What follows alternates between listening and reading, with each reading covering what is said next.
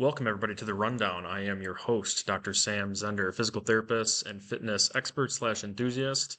Joined with some very special guests. I know I say that every time, but these genuinely are very special guests. These were the first people that ever held me in their loving arms. My dear parents, Dan and Cindie Zehnder. Welcome to you both. Hello. Hello, Sam. Let's get the elephant in the room addressed here. You guys don't live that very far from me or from the clinic, but you chose to stream because you just didn't want to be around me. Is that right? That is not true. You just don't care to come to the clinic. Okay, I was under the wrong impression. So no, no, no.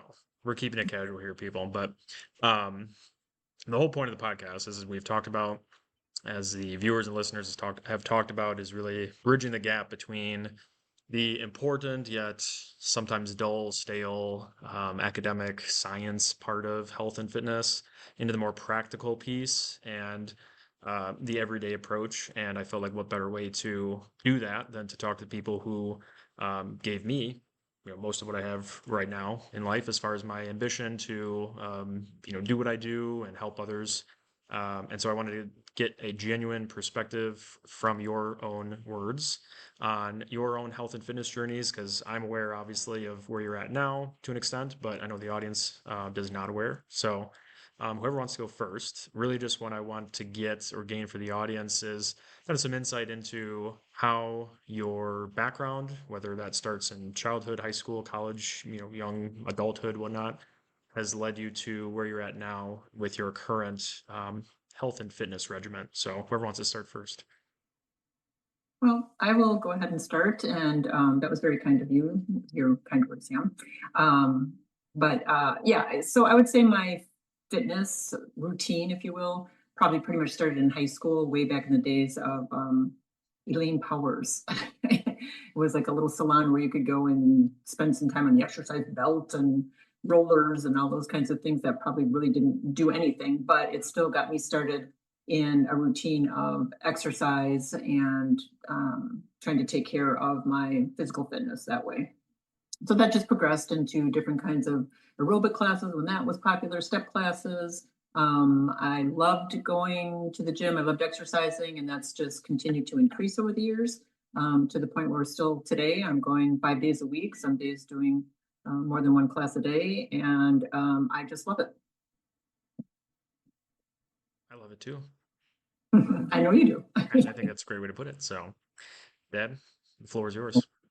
My journey was a little bit different. After high school, the sports and things that I was involved in went right into work. And so my fitness regimen became more of a work regimen more than anything else. And I did not exercise or pursue a lot of specific healthcare type physical fitness activity until a few years ago, and decided, hey, it's time to get back into this. And what are the rest of my days going to look like, kind of thing. So what can I do differently? So with the encouragement of you and what you've developed in your program and your mom as well, I've actually been doing quite well. I've lost quite a bit of weight. I feel good about that.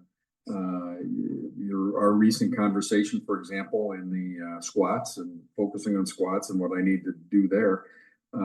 Day 5 into that, and I can tell you that from Monday till today even, I'm doing more and feeling even better. I did not think my legs were going to feel that good that fast. I'll say it that way. And the stretching and the activity that goes with that to get that done has been amazing. So I thank you for the tips. Sorry. Keep it together over there. We're keeping this in, just so you know. Usually comes in 3, so there might be one more. Yeah, there's one more. It happens. No, thank you very much for the background. I think it's good to hear how different, in a positive way. I think both of you have had different backgrounds. Mom, I know, having grown up with you, and I grew up with you too, Dan, right? Yeah, I guess technically I grew up with both of you. But I'm saying, having grown up, knowing your routine and knowing Dad's routine, and hearing you now just kind of differentiate between, now you're both obviously very fit and interested in your health, and that matters a lot to you, but maybe your journey to get to this point has been very different. I think it's important because that's true for many people, right? A lot of people can be discouraged if they're not happy where they're at now. And I work with people all the time to try to get them on track, or for those who are on track, maybe help them stay on track or tweak things.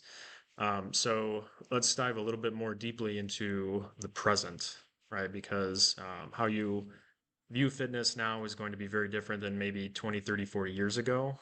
So again, whoever wants to go first, I mean, how do you feel about the value of fitness, what it means to you, and how you can integrate it into your life and your busy schedules at this point? Well, I would say that, motivation back in the day was to, look good, wear the jeans you wanted to fit into, whatever.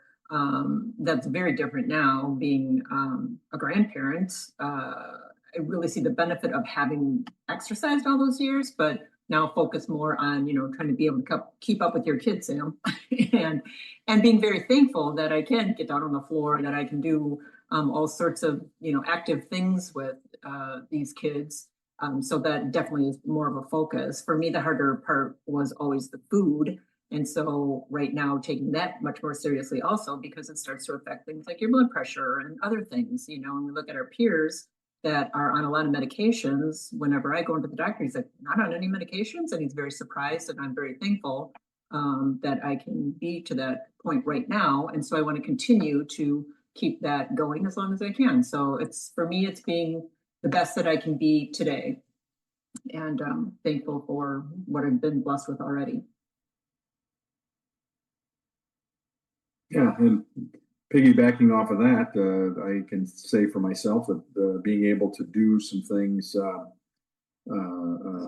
being more self-conscious of what am I eating, when am I eating, how much am I eating, what's in nutritionally that which I am eating. That's been a big difference, helped with the weight loss, combined with more exercise, and simple. It doesn't have to be as uh, robust as one might think. That you're spending 3 hours a day in the gym type thing. I don't. I have to do that, and yet I'm feeling much better. Like I said, with my legs just in a week, feeling my hamstrings, no pain, just much better from the stretching and the squats and so forth. Plus, combining that with setting personal goals for myself, increasing steps, and that activity makes a world of difference. And I feel real good about it. So I'm going to stay on that course for the rest of the days, rest of my days. Unlike your mother willing to get on the floor with the children, I'll bend over a little bit, but I'm not going to camp out on the floor as they like to do, and so forth. As So long as you can bend your wrist and arm into your back pocket. I'm kidding. No, that's all we need. He's got that one Uh, down. Comfortable. yes. No, let's Dad, you mentioned something I want to touch on, and then we'll circle back to Mom too. But let's I think for the sake of, again, bridging that practicality gap even further, go more in depth on what your current routine is right now. You kind of alluded to that, like the general types of things you're trying to do, but take us through, like, right now, an average week for you. Still working to, some capacity. It's very different than how your work schedule looked maybe 10, 15, 20 years ago. Um, but what for you right now is a typical week as far as your daily activity, whether that is formal, like designated, time in the gym, or if that's, just time in between meetings or, daily activity. I mean, what does that look like for you? well, and that's a very good question. I've started out with a much more um, regimented routine in the morning, getting up in the morning, whether I'm traveling and on the road or whether I'm here at home. What do I need to do and what do I want to do, whether it be our quiet time or devotional time, combined with my health issues, the steps, the squats and so forth. That's all first thing. That's before I get into the day and dig into the details, whether it takes another 15 minutes here or there, that doesn't really matter. It's not like it was 10 years ago where my calendar was much, much tighter. So having a little more flexibility now is actually helping me hold myself to my own commitments, my own personal promises to myself.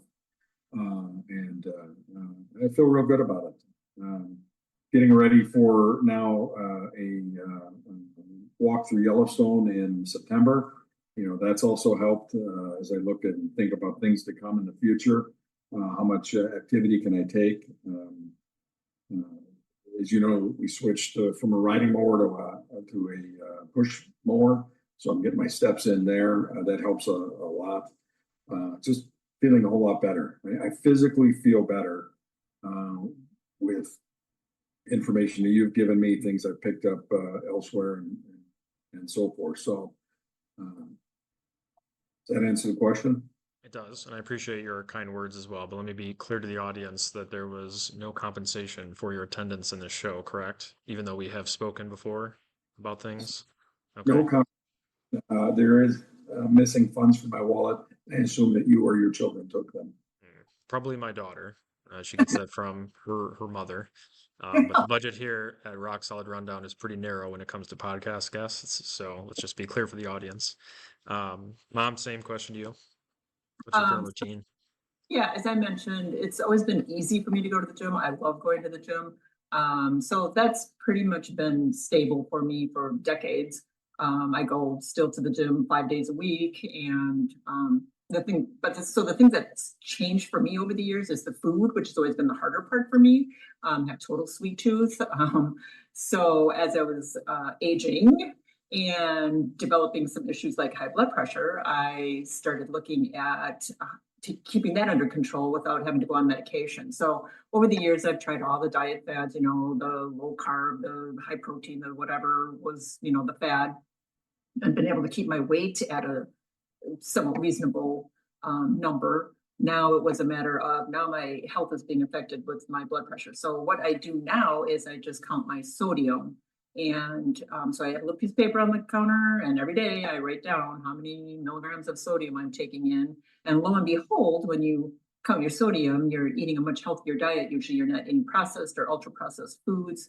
You're eating a lot of fruits and vegetables and just things that are all around healthier. So I have, in the midst of just counting sodium, lost 20 pounds. So that seems to be working pretty well for me. So right now, that's what I'm doing. Very good. And you touched on nutrition, which I appreciate because obviously that's a critical piece of the whole fitness and healthy lifestyle factor as well.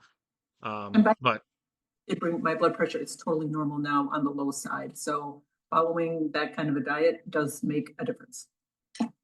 that is true. So Thank you. to get that in. Yes.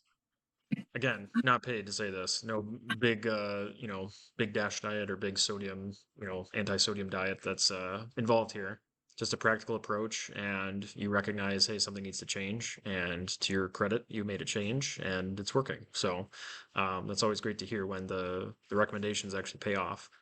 I feel like my next question has to be a little bit different for both of you because what you described, your journey to get to this current point has been very different. Mom, what you said is, you've generally been active consistently for, most of your life. Dad, maybe not as much until recently. So, Mom, to you, what has been your motivation or your mindset to stay active consistently? Because many people drop off and life goes through different phases and, it's tough to stay on that track.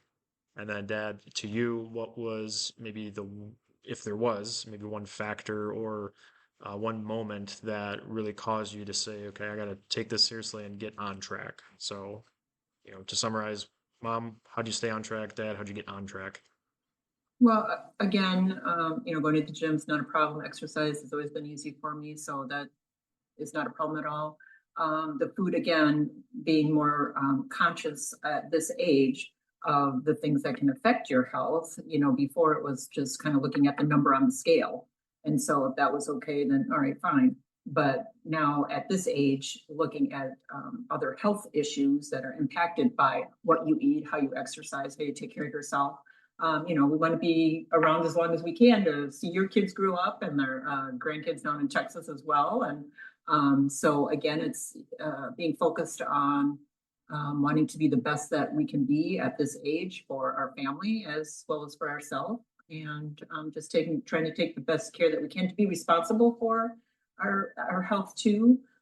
To know that, you know what, we can make a difference. So, you know, if I'm taking in too much salt and that's making my blood pressure high and I decrease it now, yeah, okay, I need to take personal responsibility for those kinds of things. So there's great benefits in doing that, to say like, yes, I made a difference, and it really works.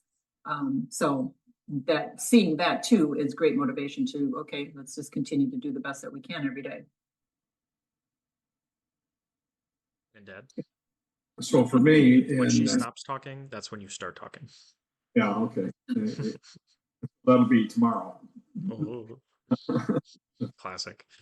We're leaving that in. Um, when for me, actually, I can't remember each and every detail around it, but I can tell you it was in February of 23 when I do remember waking up in the morning. My hips were hurting. I had sore knees. My weight had really topped out a lot, and I just knew something had to change. So started an exercise program that included a commitment and financial obligation with another company. And that worked out very well in terms of getting me started. And I started losing weight and I started feeling better. And I remember the day, and it was probably mid that year, when, mid 23, about 6 months after this, where my knees weren't hurting. I woke up in the morning and I had no pain in my knees.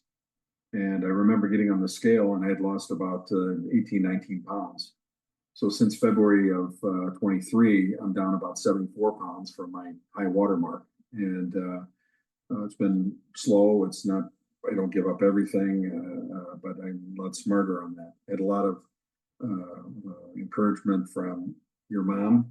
And so working together on that and supporting one another with our life changes too. You know, the kids are out, you guys are out of the house. It's time for us to downsize, do a few things differently. So just a lot of things of life said, here's an opportunity to recalibrate and set the table differently for the future. And again, most recently here, just last week, when you gave me that instruction for the squats and a variety of things, I thought, okay, well, we'll see what happens. And sure enough, within 3 days, I had no more pain in my thighs, front or back. And so doing that every day feels good. Stretches it a little bit, pushes the envelope. I've got more to do.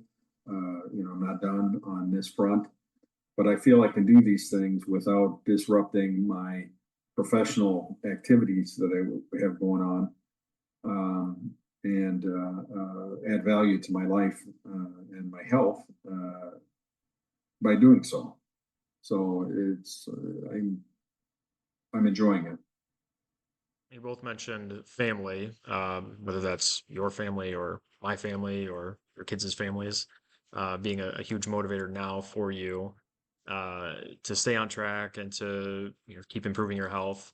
But I'm sure there's also some intrinsic or maybe self-reported, let's say, reasons for why you do what you do and what motivates you. So let's say, to those watching or those listening who maybe don't have kids or don't have family that are as involved in their lives, what do you feel like might be a reason from not a PT, from a clinician, let's say, again, trying to bridge that gap into the practical side of things, what do you feel like can be a motivating piece of encouragement for people to stay fit and consistent in their health for themselves? If family's not maybe the primary driver, like what other pieces for you have been important in your journey?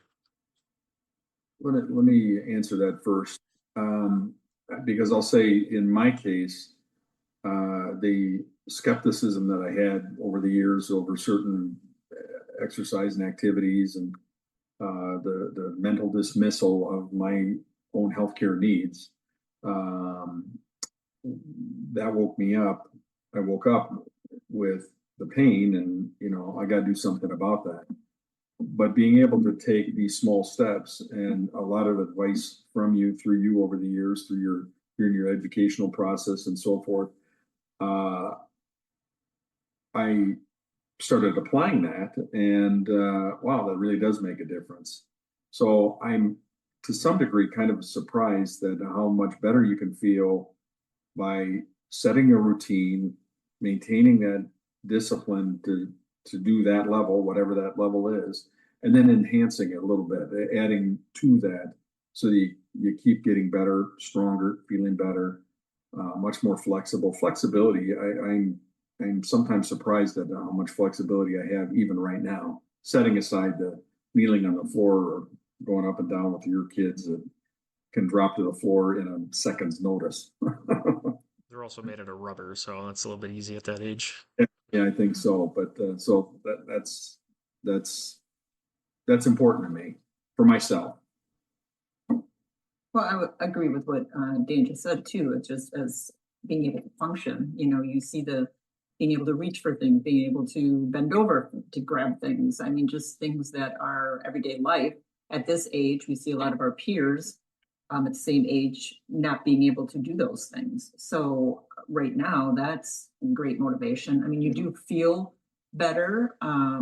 Yeah, I mentioned I have a sweet tooth, so just kind of being in that sugar kind of fog and that addiction, if you will, it feels really good to not be controlled by, having to have the next bit of chocolate or whatever. That I really lived that way for a lot of years. So I think I have a lot of self-satisfaction in not having those addictions anymore. Um, Being able to, move and do things that are just everyday life, which get harder to do as we age. So I appreciate that, being able to see that, as I mentioned before, you can make a difference and have good results. So that satisfaction that comes from being able to, yeah, I can take control of this and make a difference. That is also very good motivation. Yes. It's good to hear that you've noticed a breadth or a variety of benefits too, because a lot of people will focus on the aesthetic or the scale. They focus on one variable, and usually one thing specifically is going to take some time. And if that's only the focus, all of these other benefits may be getting missed. And so I think it's important, as you mentioned, to cast a wide net in terms of the reasons why being active and being fit and eating well can be healthy. But Mom, specifically, I'm curious on your routine over the past, several decades with exercise. I'll certainly attest to mine having changed in terms of the purpose behind what I do, having kids and wanting to be functional for them, and specifically emphasizing my heart health at a younger age. Whereas when I was playing football or just after playing football, to me it was, at that time, without having kids yet, it was all about just strength and muscle mass, and of course very important stuff. But my priorities shifted my exercise routine. And so I'm curious to hear from you if your routine in terms of the specific kinds of workouts or the specific movements or your intentional focus in your workouts, if that has changed over the past couple decades, or if you feel like you've stayed consistent there and it's really just the nutrition that has evolved or changed.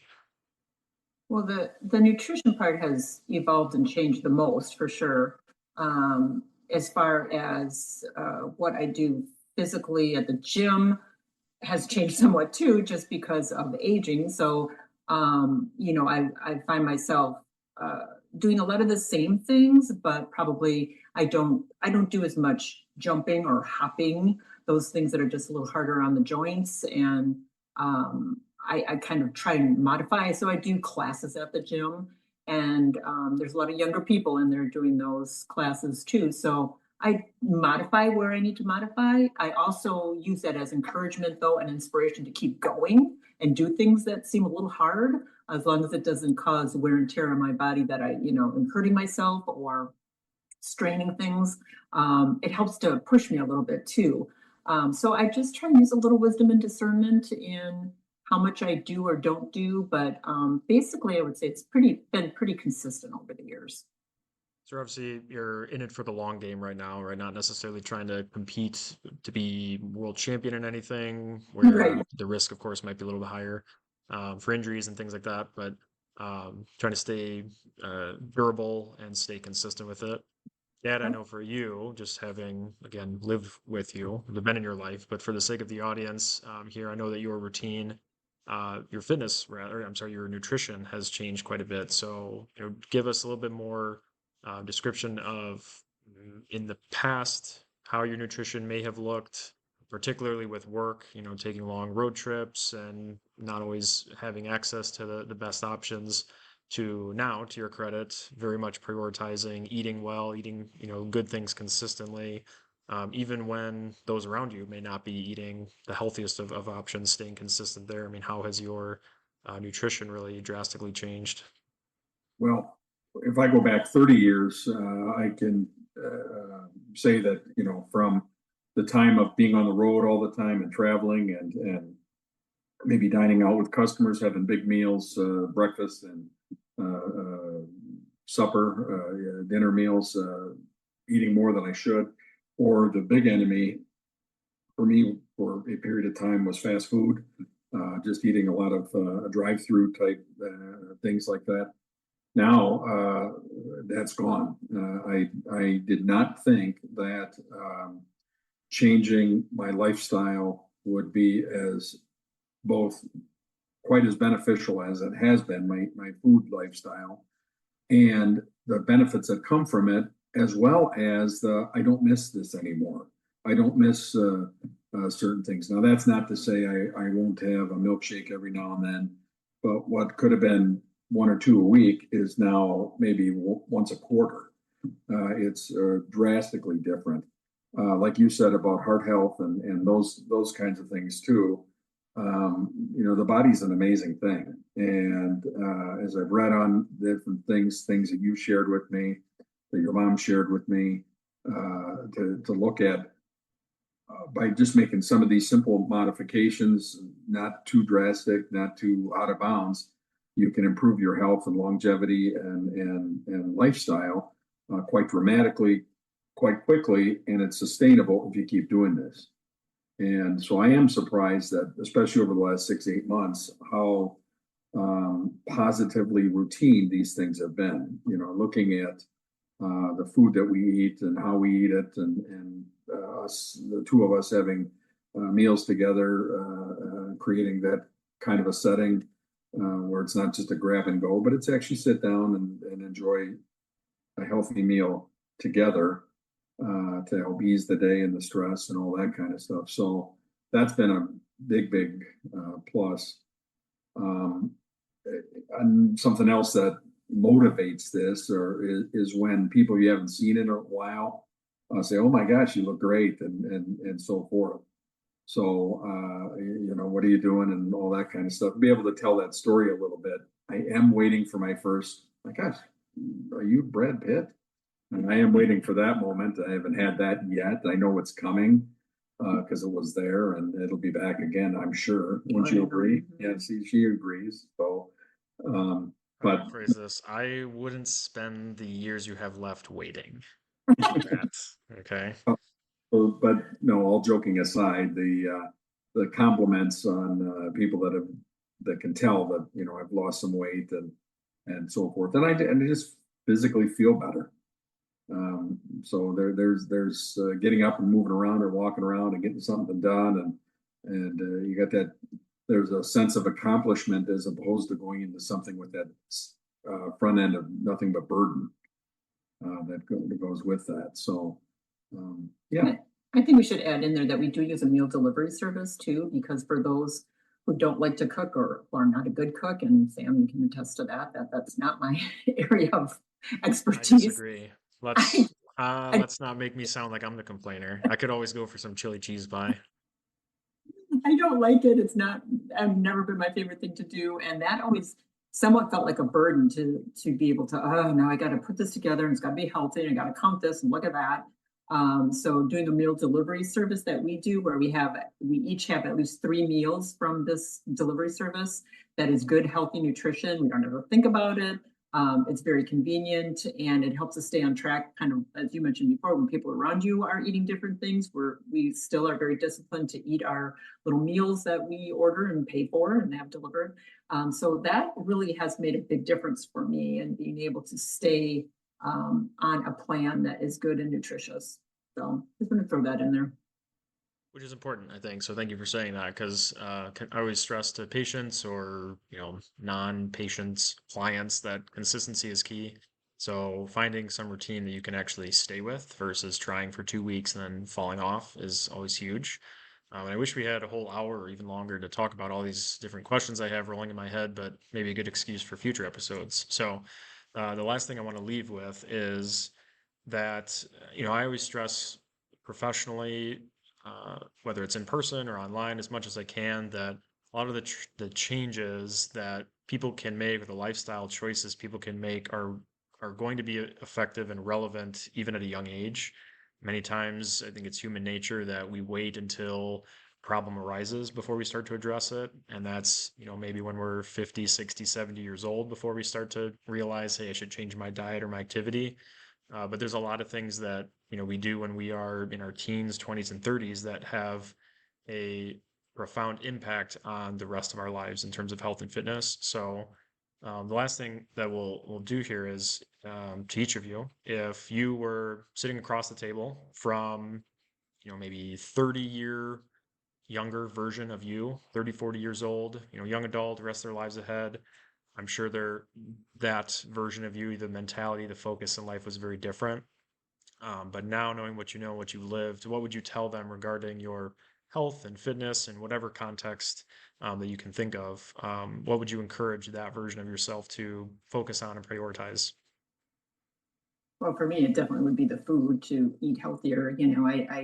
There may be ramifications coming down the pipe that I haven't faced yet, even that might be from eating so much sugar, or not eating a balanced meal the way I should have. So definitely for me, it would be to be more conscious of what you're putting into your body.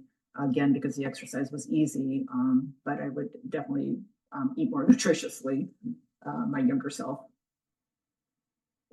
I would concur with that same thing. So it would be diet, or food choices, giving up or extremely limiting fast food and a variety of things along those lines. And number two, being more active, and number three, if I could unwind the clock and go backwards a little bit, I change my discipline routine into a greater priority, knowing what I know now, kind of thing. I would do it differently, but give yourself some daily discipline and routine for your healthcare needs.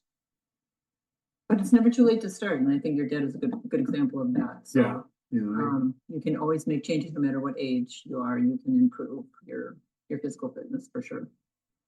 Absolutely. Well, I don't usually say this. I feel that way. I do. That's good. Yeah. I mean, I can tell, again, seeing you frequently, and from those around you, I know that we can see the changes, and your consistency has always been inspiration. So both of you are inspirational. And I don't usually say this to my podcast guests, but I love you both, and I appreciate your time being here.